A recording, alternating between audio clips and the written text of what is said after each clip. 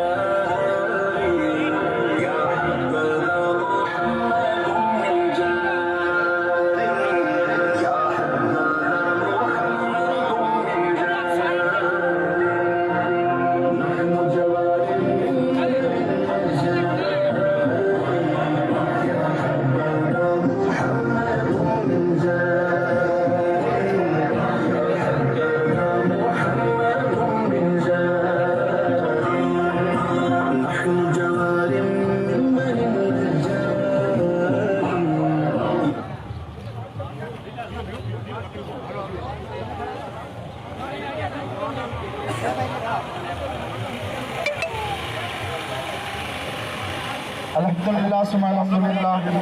मैं अभी आपके सामने आपसे मुखातिब होने के लिए मर्द और शमशाद भाई कादरी को गुजारिश करूँगा कि वो मुख्तसर आपके सामने अपनी हाजिरी को पेश फरमाएं।